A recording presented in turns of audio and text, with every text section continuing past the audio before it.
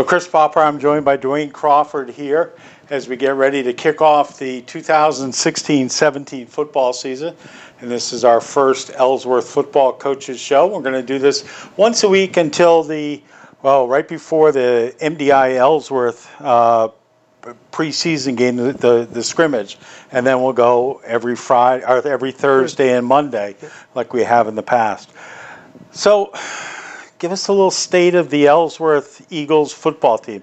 It's going to be an exciting year. I think you've got, for the first time ever, a big young class coming in.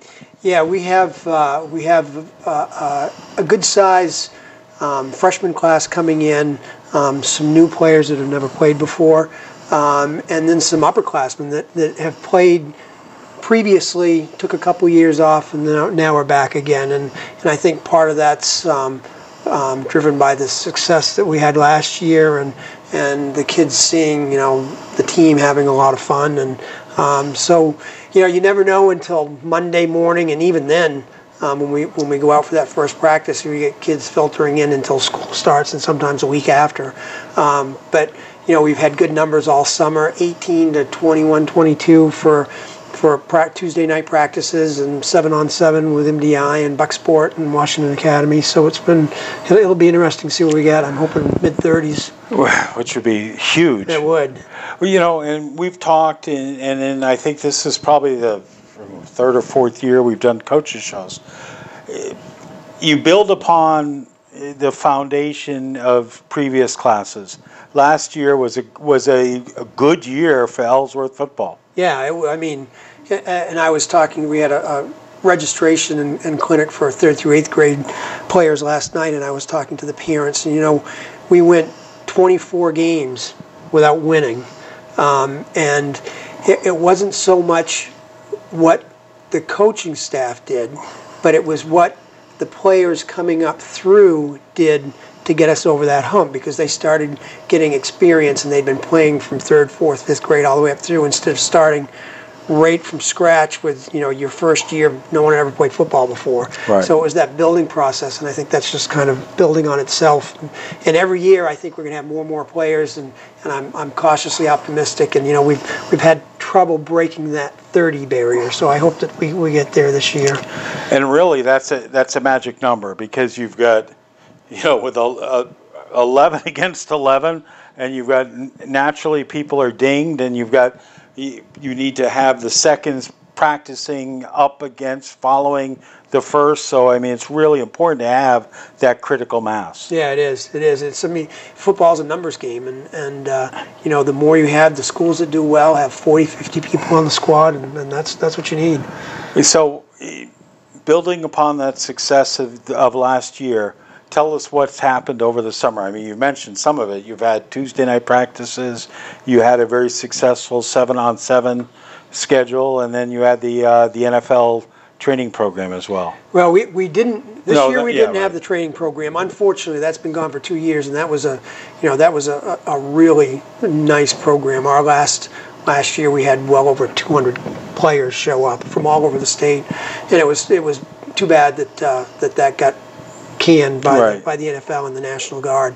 But I guess going back to last year, you got to give kudos to those 7 seniors that we had on the team, and 3 of them have gone on or are going on to play college football, which is huge. Oh yeah. You've got Devin Wright, who's going to Husson, Wally Moon, who's going to Fitchburg State, and Tyler Hardwick's going to Maine Maritime, and all 3 of them are playing. So that's all huge. Great schools. Yes, yeah. So those classes have built it to this point, and I hope that continues, and we get to a jumping point from last year and be able to go that much farther this year. You've got your sons playing. It will be a freshman this year. It's kind of cool to be able to coach your son. It is. I coached my oldest son at MDI, and we had a great time and a great relationship. And sometimes, father-son coaching doesn't work out, but it did then, and I hope it does with Connor as well. It'll be a lot of fun. And how many freshmen do you expect? 7, 8? Yeah, in that range, maybe 9, 10. There's a couple of new freshmen that have come in that hadn't played before. So, and then we lost a couple of incoming freshmen that have played but have decided not to, which is typical for a lot of programs. But that's huge, because this ninth grade class coming in, they've played together now for, on average, 3 to 4 years. Yeah, most of them since 3rd grade, actually. So, I mean, and that's that feeder system. I mean, just like the Acadia Football League fed MDI, the EFL is finally paying dividends for Ellsworth football. It is, and the parallel between Ellsworth Football League and Acadian Football League and this first class coming in that's been all the way through. I go back to 2008 in MDI, that class of kids, Tyler Crawford, O'Dane Gaynor, Terrence Jones, Nolan Hall, that whole group of kids played all the way up through, and then that culminated in an Eastern Maine Championship berth. So if these kids can stick together, I'm hoping we can get the same result. Replicate something similar. This is like, and I spoke to Mark Shields yesterday from MDI. Coaching, I mean, it doesn't just start on August 15th. I mean, I came in here today, you're drawing up plays. Yeah, it's... Tell us what you've been doing over the summer and with your coaching staff, and a little bit about your coaching staff. We actually started the last week in June. We had spring practice. We had 5 days where we got together as a team, and every night for 2 hours at spring practice. That following week, some of the kids went to University of Maine to camp there, and then the end of the week, we all went to Orono, who had an LTC camp, and we brought up 18 or so kids to that. And for Wednesday, Thursday, Friday did that. Then after that, it was Tuesday practice, Wednesday 7-on-7 all summer long. And so our coaching staff has been huge. Tug McKay, I say this every year, he coached me when I played at MDI. He has forgotten more than most of us are going to know. In fact, everything I do, and I've been doing all summer with the playbook, we get our schedule and we look to see what we're playing, and our offense is pretty similar to what we did last year. We're going to run double wing T. I always took, what do you think of this? Look at it before I put it down, and we take it to practice, and invariably he makes some changes on that. But so he's a great resource, and he's just done so much. And then we've got Richard Bishop, who's been coaching. He started off with the 5th and 6th grade team and has been coaching all the way up through. He played at Stearns. Bubba Shorey, who played at Bucksport. And helps us out, so he's had some experience. Dave Zvek coached up through the league, and last year was his first year with us. He coached the middle school team before that. So we've got some good coaches, and they're there for everything. Tug and Dick Bishop were at the youth clinic last night. They're always there for 7-on-7. So it's a good mix, and we do well. So they do a good job. And you're meeting tonight as well. Yeah, we're meeting tonight. We're going to go to Pat's Pizza and meet over pizza, and so just to get everything ready for Monday, 7 o'clock, have it down. And Monday morning's practice is not the X's and O's, so I get a little bit of time to go through all this stuff and make changes Monday afternoon. But Monday night is the X's and O's portion. And all right, so walk us through. So you've got double sessions starting Monday. What conditioning in the morning? Start off 7 o'clock in the morning, and we'll go through our stretches, talk to the kids first just to go over what our expectations are for the season, and then it's an hour and a half of conditioning. And each year we've amped it up a little bit. Last year was the toughest conditioning sessions that we've had, and that paid huge dividends. We had started with 29, ended with 29.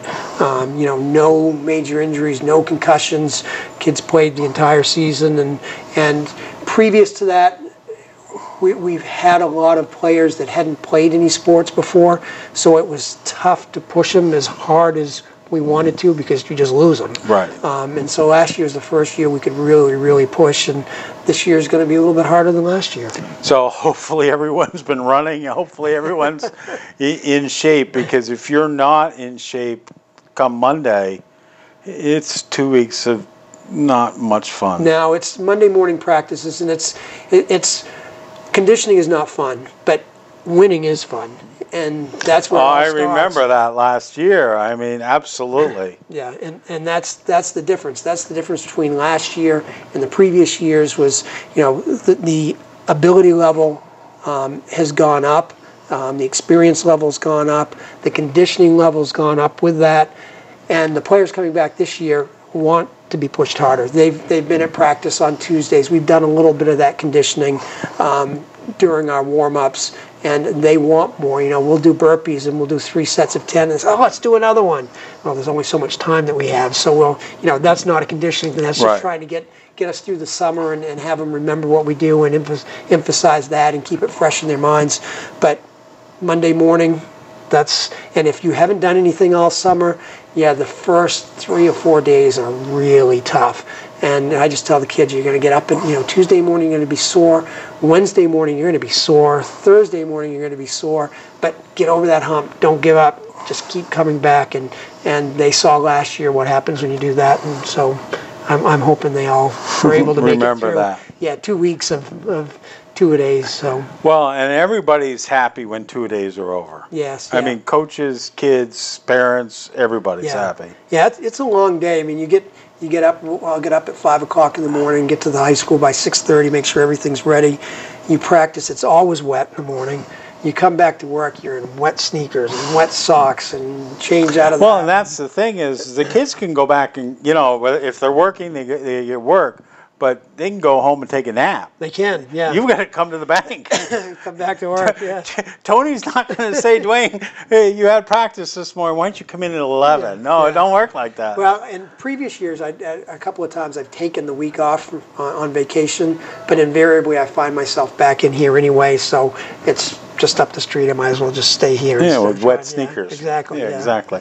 All right, so you've got practice 7 to 8:30 conditioning, and then nighttime. What time are you practicing? 5 to 7:30, and that's where we really get into you know, the meat of what we do on game day is you know, the X's and O's, offense, defense, getting the kids in the position that they're going to play on Friday night, finding out who can assimilate what and how far we can push them with the knowledge. And you know, you talk about doing the playbook, that the formations stay the same, but every week the playbook changes depending on who we're playing, what defense they run. Same thing for the defense on our side with what offense the other team runs. You know, we're changing things every week. So. And our parents' fall sports meeting the other night, I had a couple parents come up and say, well, you know, Johnny has to work Wednesday night and maybe Tuesday night, and you know, is he going to be able to play if he does that? And the reality is, once you get into the season, Monday night's a JV game, Tuesday night is an install. You go through everything that you're going to work on for that week. Wednesday night's the only live practice you have. Thursday's walkthrough. So if you miss any one of those 3 nights, you have no idea what's going on Friday night. It's tough. It is. So, you know, it's, and I tell kids, you've got your whole lives to make money.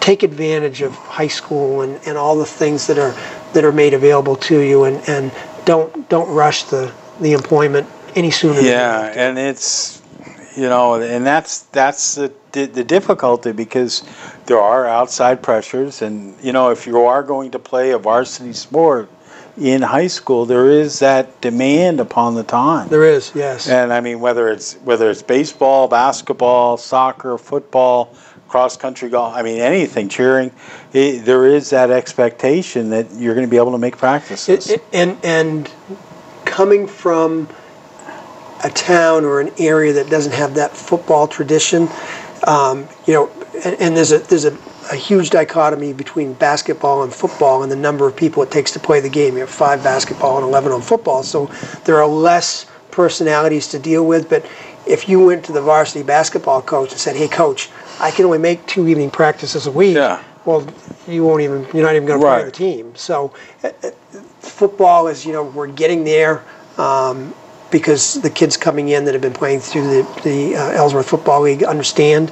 The ones that are just coming in and haven't played don't quite, well, if I come, it's just, you're just going out there and hitting people. Football is a very cerebral sport, more so than people understand. Well, and that's something we've talked about, is that it's up here, but a lot of it is memory. You've got to, if you're going to go and you're going to run right, what foot are you driving off with if you're on the offensive line?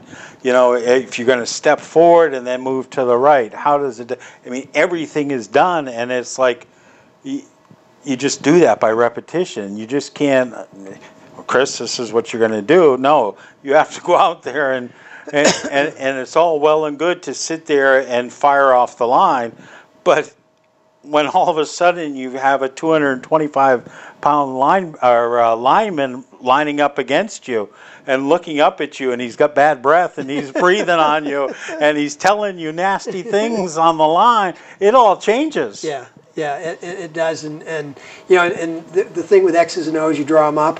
But when you get to game day, those X's and O's all move. They all have eyes. Yeah, they don't just they just don't stay on the paper where we drew them up. Right. They move around. So it's just critical that you make every practice. And I told the kids at the fall sports meeting, the same thing. Whether it's the conditioning in the morning or the X's and O's in the afternoon, you can't have one without the other. You just can't miss them. That's right. We have 5 practices or five days to get ready for a scrimmage that following Monday. Right. I mean, so we start, or you start Monday, August 15th.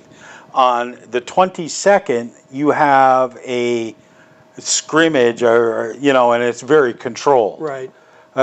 Is it Orono? We're going to MCI. It's going to be a round robin. We'll play 2 or 3 teams.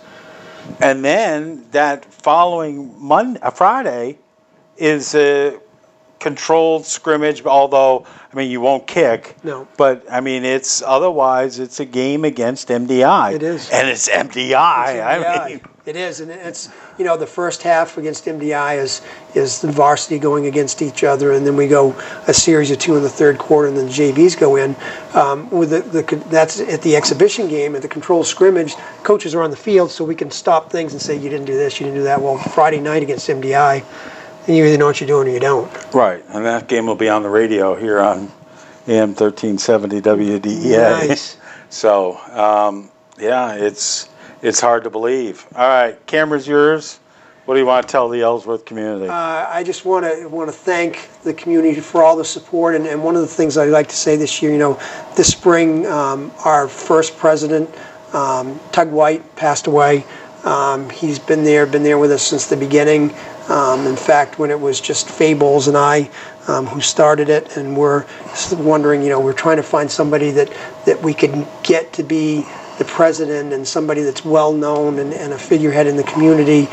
Someone had mentioned Tug, and I called him on my way home one day, and he readily agreed, and he was a huge part of the program, and he'd been ill for a couple of years, and I was hoping we could get that first win in so that we could give him a game ball. In the previous year, I wasn't sure that he was going to make it through to this past season, and so we were able to do that, and it was huge, and it was a highlight for him. But a great man, and he's going to be missed.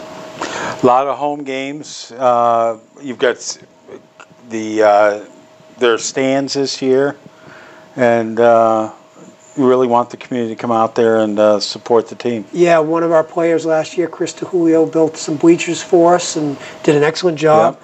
We're not going to set a whole lot of people on them, but you can put a few on them.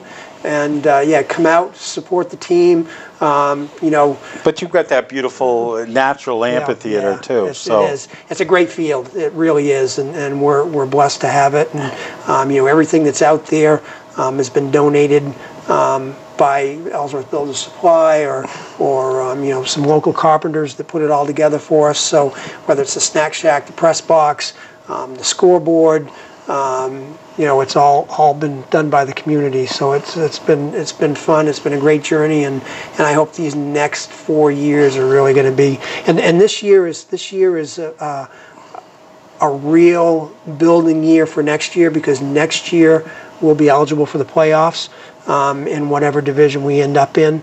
Technically, we should be D now, but with Sumner combined, it puts us up to a B category. So now, will that continue, or how is that going to work? This will be Sumner's last year playing with us. So probably you'll be a C school. We're possibly 5 away from C right now, so I'm thinking we'll probably be the same class as MDI and Waterville, and so it's which will be nice. We'll have a great rivalry with MDI. Oh yeah, well that'll be exciting. Yeah, for sure. Yeah. So it's going to be a fun season. Come out, support the team. We need a lot of help. Whether it's game day help on the field with the chains or filming and the snack shack. So come out, support us, help wherever you can, and I'll be talking to you every week. Exactly. All right. That's our first Ellsworth Football Coaches Show for the 2016-17 season. Hard to believe it's here. And we'll have it again weekly up until the MDI exhibition game, and then every Friday and Monday straight through till almost Halloween. Yeah, first week in November. Yes. Yeah. Best of luck. Thanks, Chris.